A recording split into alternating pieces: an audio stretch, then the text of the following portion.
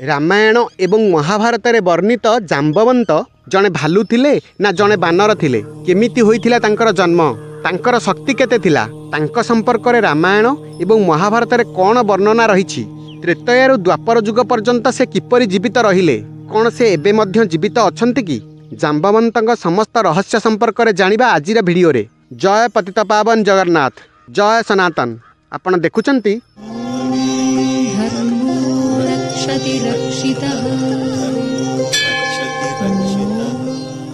वाल्मीकि रामायण बाल्यकांड सर्ग 17 अनुसार महाराज दशरथଙ୍କ गृहरे भगवान विष्णु अवतरित हेबा परे भगवान ब्रह्मा अन्य देवता मानंकु कहिले, तुमे भगवान रामंक सहायता पाई शक्तिशाली बानर मानंकु नागकन्या, अप्सरा, गंधर्व स्त्री मानंकर गर्भरु उत्पन्न कराओ।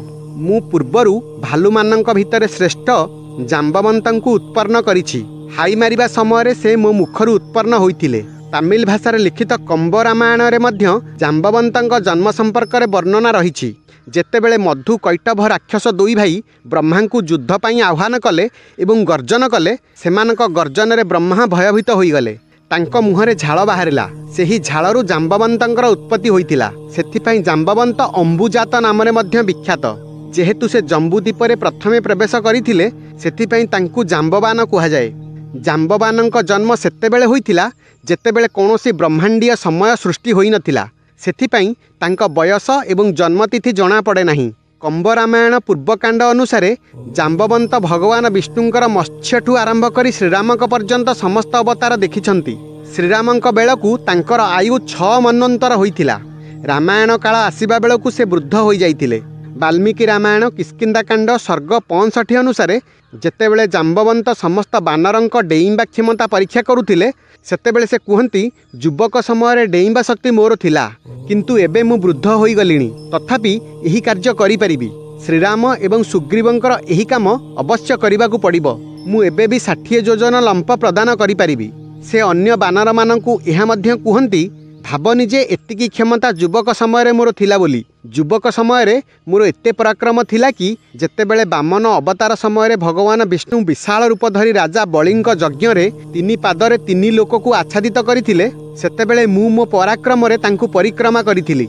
एबे तो मु बुढ़ा होई गलिनी एवं मोर शक्ति मध्य कमी आसिलानी, किंतु युवक समय मो समकक्ष केही नथिले। जेतेबेले जाम्बवानंकु कोनोसी बानरंक कौशल प्रभावित करि पारिला नहीं, सेतेबेले से कहिले, जड़े व्यक्ति यही कठिन कार्य करिपारिबे, से हेउछंती हनुमान।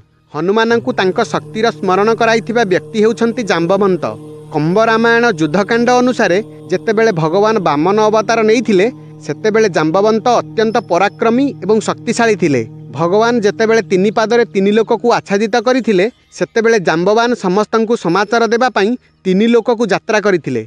सेतेबेले 3 क्षणरे 3 लोक को 18 थर यात्रा करथिले। एथिरु तांकर गति केते अनुमान करि पारुथिबे। जेतेबेले एही यात्रा से करुथिले, तांको पादर नख महामेरुर सर्वोच्च शिखर को छुई जाइथिला। महामेरु पर्वत को एहा अपमानित कला। से जाम्बवंतंकु अभिशाप देले कि जेउ शरीर एवं यौवन पई एते गर्व करूछ, एबेठु तुम शरीर सेही ठाकु केबे पहुंची पारिबो नाही जेउ ठाकु तुम मन पहुंची जाउछि, एवं तुमे सर्वदा बुढ़ा ही रहिबो। एही अभिशाप कारणरू जाम्बवंत बुढ़ा होई जाइथिले। रामचरित मानस लंकाकांड अनुसारे जेतेबेले रावण बानर सेना को संहार करुथिला, सेतेबेले जाम्बवंत अत्यंत क्रोधित होई लंफ प्रदान करी रावण छाती को शक्त गोईठा मारिले। जाम्बवंतक पादर प्रहार एते घातक थिला जे रावण मूर्छित होई भूमि उपरे खसी पड़िला। मूर्छित हेबा परे मध्य जाम्बवंत आउ गोटिए गोईठा मारी श्रीरामंक निकट को चली जाइथिले। जेतेबेले जाम्बवंतक सामना मेघनाद सहित होइथिला, सेतेबेले मेघनाद कहिला, मूर्ख, तोते बुढ़ा भाभी मु छाड़ी देइथिली, एबे मोर एही त्रिशूल तोर प्राण हरण करिबो। एहा कहि से जाम्बवंतक उपरकु त्रिशूल प्रहार कला। जाम्बवंत सेही त्रिशूल को आकाश रे धरि नेई मेघनाद उपरकु छाड़ी देले। सेही आघात मेघनाद सही पारिला नहीं। छटपट होई भूमि रे पड़िला। भूमि रे पड़िथिबा मेघनाद को जाम्बवंत एक शक्त गोईठा प्रहार कले, जहा फल से गोल गोल बुली बुली दूर को छिटिकी पड़िला। एही दुईटी कथारू जना पड़े जाम्बवंत वृद्ध हेबा सत्वे केते शक्तिशाली थिले। महाभारत कालरे मध्य जाम्बवंत थिले। श्रीमद् भागवत महापुराण 10म स्कंद अध्याय 56 अनुसारे सत्राजितर भाई प्रसेन स्यमंतक मणि गलारे धारण करी शिकार को जाइथिला। सेठारे गोटिए बाघ प्रसेन को मारिदेला। ମଣି ନେଇ ବାଘ ଗୁମ୍ଫା ଭିତରକୁ ଯାଉଥିବା ବେଳେ ଜାମ୍ବବନ୍ତ ବାଘକୁ ବଧ କରି ମଣି ନିଜ ସାଥିରେ ନେଇଗଲେ।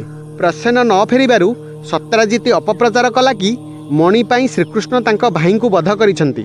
ଏ ସମ୍ବାଦ ଶ୍ରୀକୃଷ୍ଣଙ୍କ ନିକଟରେ ପହଞ୍ଚିଲା।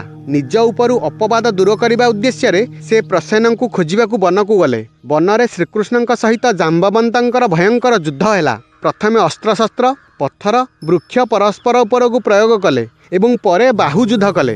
ଏହିପରି 28 ଦିନ ପର୍ଯ୍ୟନ୍ତ ଦିନ ରାତି ବିନା ବିଶ୍ରାମରେ ଯୁଦ୍ଧ କଲେ। ଶେଷରେ ଭଗବାନ ଶ୍ରୀକୃଷ୍ଣଙ୍କର ଗୋଟିଏ ମୁଷ୍ଟିକାଘାତରେ ଜାମ୍ବବନ୍ତ ଭୂମିରେ ପଡ଼ିଗଲେ ଏବଂ ପରାଜୟ ସ୍ୱୀକାର କଲେ। ସେ କହିଲେ, ପ୍ରଭୁ, ମୁଁ ଆପଣଙ୍କୁ ଚିହ୍ନି ପାରିଲି। ଆପଣ ହେଉଛନ୍ତି ସମସ୍ତ ଲୋକର ସ୍ୱାମୀ ଭଗବାନ ବିଷ୍ଣୁ। ଏହାପରେ ଜାମ୍ବବନ୍ତ ନିଜ କନ୍ୟା ଜାମ୍ବବନ୍ତୀ ଏବଂ ସ୍ୟମନ୍ତକମଣି ଭଗବାନ ଶ୍ରୀକୃଷ୍ଣଙ୍କୁ ପ୍ରଦାନ କଲେ। ବାଲ୍ମୀକି ରାମାୟଣରେ କିଛି କିଛି ସ୍ଥାନରେ ଜାମ୍ବବନ୍ତଙ୍କୁ କପି ବୋଲି ସମ୍ବୋଧନ କରାଯାଇଛି ଏବଂ କିଛି କିଛି ସ୍ଥାନରେ ଭଲ୍ଲୁକ ବୋଲି ମଧ୍ୟ କୁହାଯାଇଛି। ରାବଣ ଏବଂ ମେଘନାଦର ଦୁର୍ଗତି କରିଥିବା, ନିଜ ଗତି ଦ୍ୱାରା ସମସ୍ତଙ୍କୁ ପ୍ରଭାବିତ କରିଥିବା ଏବଂ ବୃଦ୍ଧ ହେବା ସତ୍ତ୍ୱେ ଭଗବାନ ଶ୍ରୀକୃଷ୍ଣଙ୍କ ସହିତ 28 ଦିନ ଯୁଦ୍ଧ କରିଥିବା ଜାମ୍ବବନ୍ତଙ୍କର ଶକ୍ତିର ପଟାନ୍ତର ନାହିଁ। ଜୟ ଶ୍ରୀରାମ। ଆଶା କରେ ଏହି ଭିଡ଼ିଓ ଆପଣଙ୍କୁ ଭଲ ଲାଗିଥିବ।